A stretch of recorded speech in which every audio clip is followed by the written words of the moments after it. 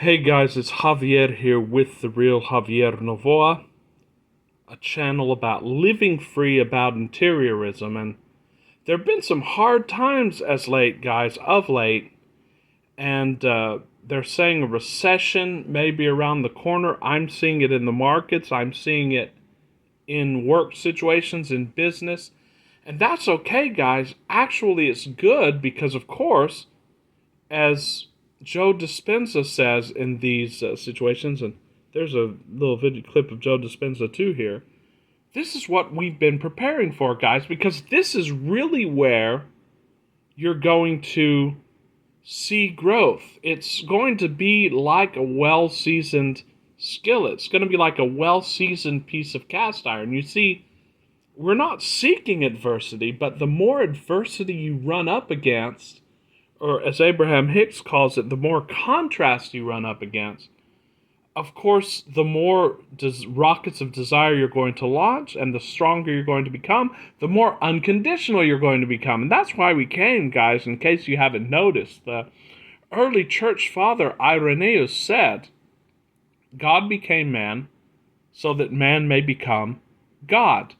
And also, Henri Bergson, who was a great philosopher in the 19th and early 20th century, said that this earth, this universe, is a machine for creating gods.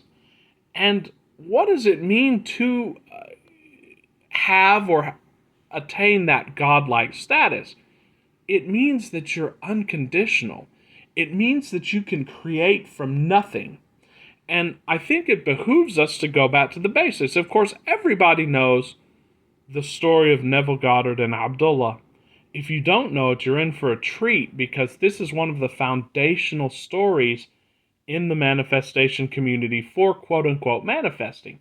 It gives you the recipe, and this is from a recording of the great mystic Neville Goddard, I believe in the late 60s, probably 1967, and he was recounting the first time he was taught by his teacher, Abdullah, who was an Ethiopian rabbi. And of course, these teachings are very prominent in all early scripture, but especially in the Kabbalah and these works. He taught him basically manifesting, and we're going to listen to this. And again, you can listen to this on probably any YouTube channel. But I just want us to go back to the basics, because it's going to be very encouraging, and it's going to remind us of first principles, especially if we're going to go through some hard times. You do not have to go through hard times because you create your reality. Let's have Neville Goddard teach us how here. It's a beautiful story, and it bears repeating, and I'm going to comment a little bit during this. So listen to the story of Neville and Abdullah. If you remember, there was a frightful depression on in our country. Millions were unemployed. In New York City, you would go through the tunnel into Gimbels from, say, the square where Gimbels begins. It goes all the way through to the Holland Tunnel. They were sleeping with the permission of the mayor. 3 and 4 deep. 3 and 4 deep, guys. People were sleeping with the permission of the mayor because, of course, they couldn't afford rent. They had nowhere to live, unfortunately. As far as the eye could go. There's no place to go. In the park, in the summer months, they were allowed to sleep in the park, sleep all over the place. And the long lines for coffee and bread that were there to give them.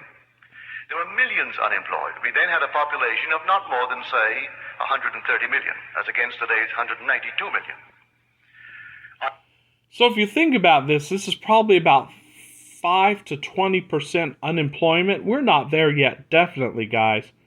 Just to sum up how hard the things were while he was talking about this. He was a dancer, and if you couldn't He was a dancer. you couldn't pay to watch a dancer. So there were no shows playing on Broadway. I think we had 5 Broadway shows, and they were running on paper. Yes, people passing out paper to go and see them, really.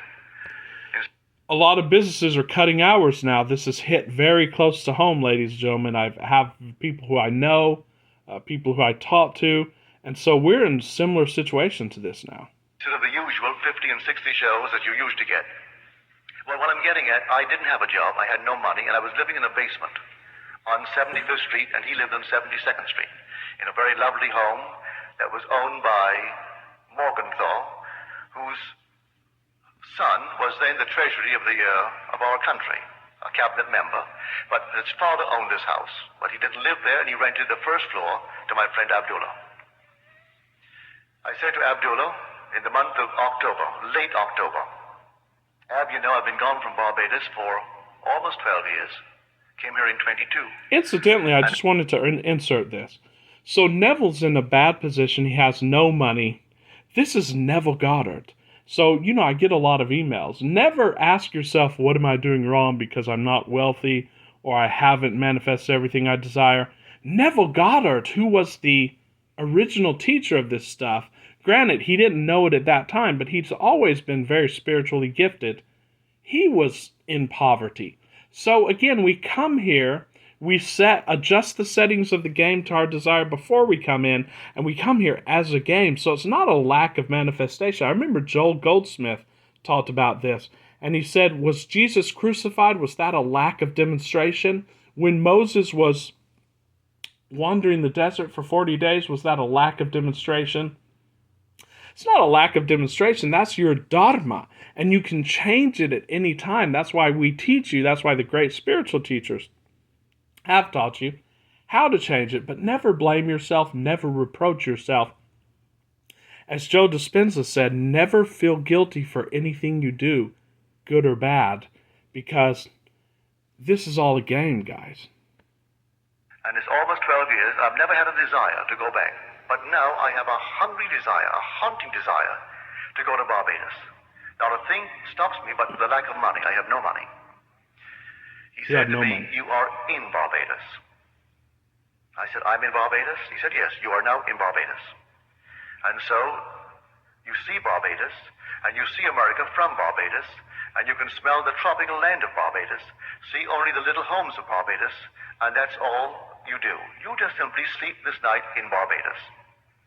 Well, I thought him insane, really. I mean, at the moment, it seemed so stupid, because 72nd Street, we still had 50 and 60-story buildings. And little Barbados with a little 3-story building almost... It's not reality, guys. You've got to live according to reality. I had someone very close to me the other day say, no, you can't. I was saying, we have to say things are the way we want them to be. So they were saying such and such is very hard. And I said, no, say such and such is not hard. And they told me, no, but you have to live in reality. No, because you determine what reality is, because it is all imagination. So what's happening to you now has nothing to do with the true state you can embody. That's all I'm saying. Almost the tallest that you'd find. And narrow little streets and no sidewalks. And I'm walking on a sidewalk wider than the wide street of Barbados on 72nd Street. Well, nevertheless, that night I slept in Barbados. I assumed that I'm in Barbados in my mother's home.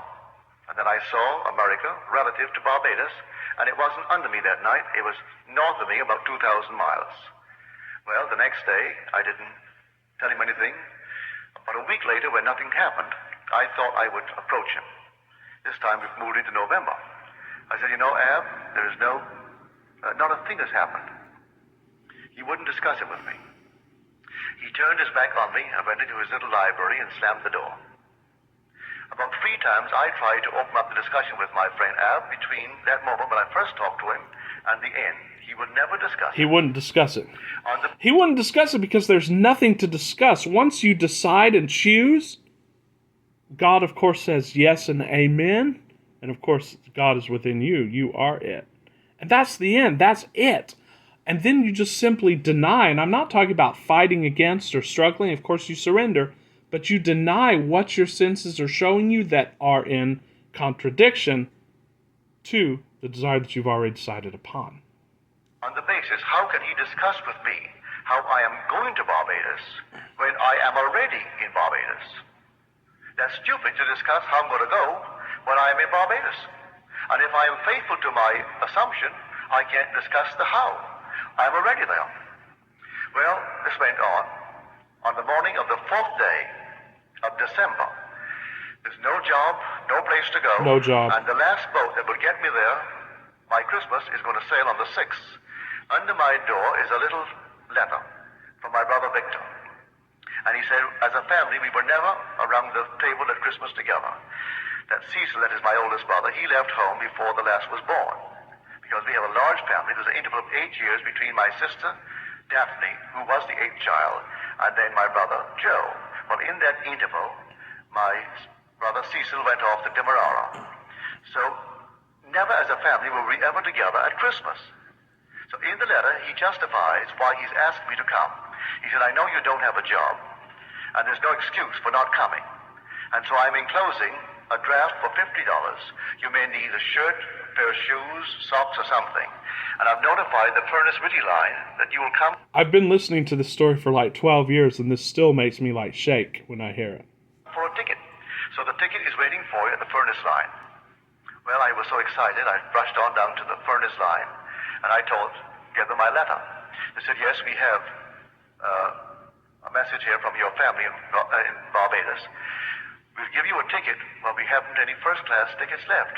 You can go third class and use the facilities of the first, but you have to sleep third class until you hit the island of St. Thomas.